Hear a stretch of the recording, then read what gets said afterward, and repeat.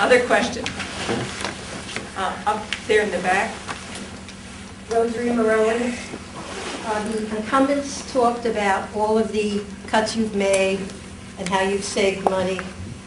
I'd like to know some specifics regarding the fact how you'll stem or reduce this problem. Our property taxes ranked at the top nationally by the Tax Foundation, and people are exiting the state have exited the state between the years 2000 and 2008. We lost 163,000 households. Can you tell me specifically, obviously what you've done hasn't worked, what will you do to stop this outflow and the dramatic spiral up in property taxes? Can you address that starting with Mr. Funt?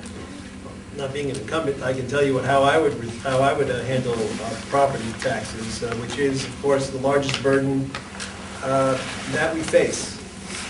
And my plan is actually in some sense simple.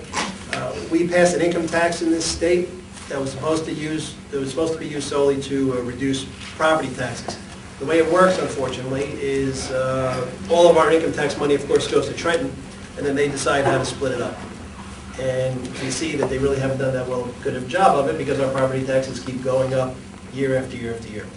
What I would do is I want to peel off, we can't raise any more taxes, clearly I'm against that, but a portion of our income taxes that we already pay should stay right here in the municipality. I haven't, quite frankly, figured out the number of whether it's 20%, 30%, but some dollars need to stay here because you cannot reduce property taxes unless, of course, you increase the revenue to the municipality.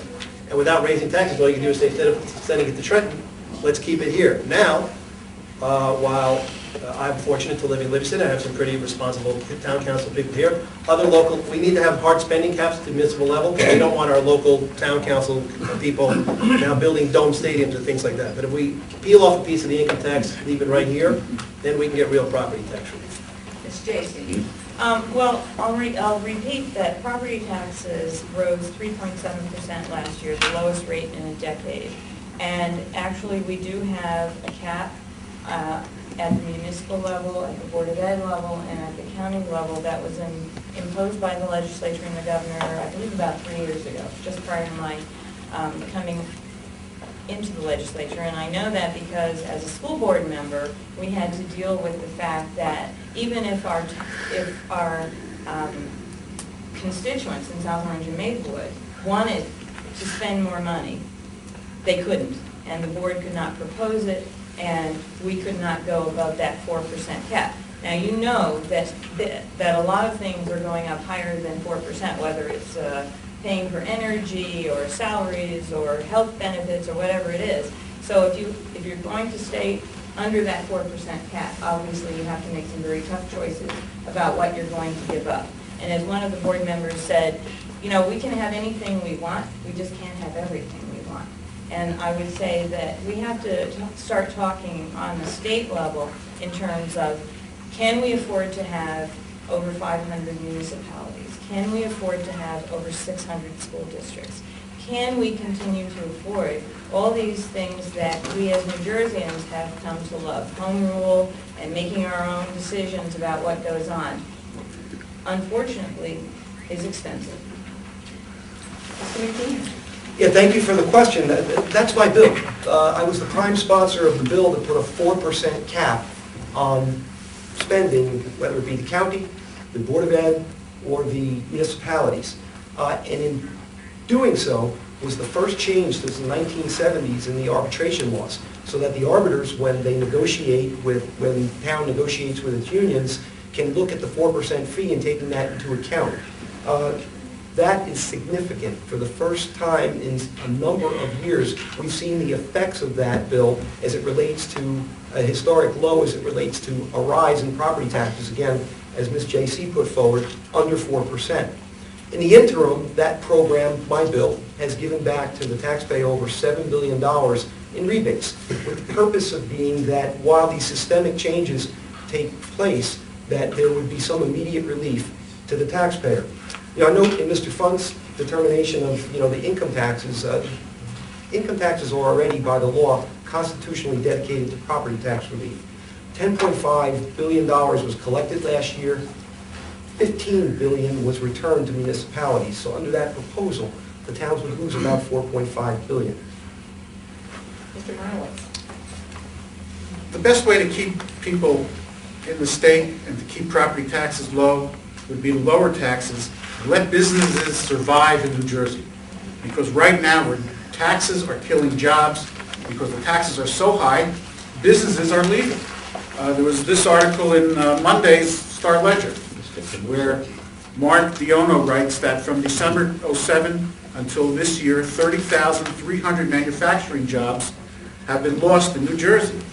Now, I want to remind everybody, it's wonderful that our taxes went up only 3.7% last year, but last year was a year of deflation, not inflation. I was canvassing in West Orange this week, and I met a lady who owns a house in West Orange, and she also inherited her mother's house in Florida, and she said she received a tax bill from the house in Florida, and the taxes went down automatically. She didn't have to have a tax appeal because the value of the property went down.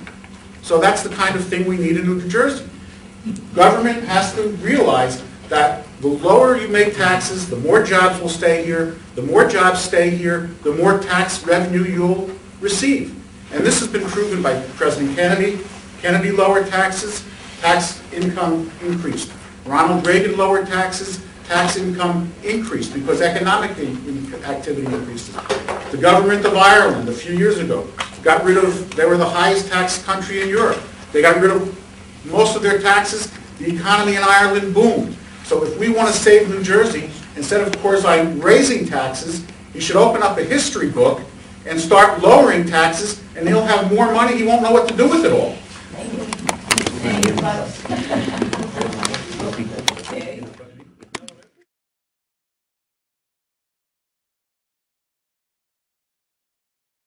Well, there's nothing to talk about, if I may. 30 seconds. There's nothing to talk about, those are the facts. That's what the budget is, that's the amount of property tax relief that was sent back to the municipalities, whether it's the board, whether it's to the counties, or whether it's to the municipal side in this past year. Almost $4.5 billion more than was taken in through income taxes. One of the things we could do for our communities to lower taxes is to remove a lot of the state mandates, the unfunded mandates that the states have that have imposed upon the towns and the boards of education. And this is a nonpartisan issue. I mean, the towns now have to pay union rates. That's a big drain on their budgets that we pay for. I spoke to the mayor of a town where the state came in and inspected the town garage, and the town was fined $80,000. So he has to now hire lawyers to fight the state. So the state is killing its own towns. It's almost, the more you hear about the state mandates, it's almost like the state of New Jersey is at war with the townships of New Jersey. Well, there is a council that was formed not too long ago that reviews state mandates, and unfunded mandates are removed. And that's true for school districts also, because I know that when I was on the board, we were asked by the Department of Ed to list any and all mandates that were being required by the state that were not funded. And a number of districts did it, a number of districts did not do it. But we are aware of it and we're looking at it.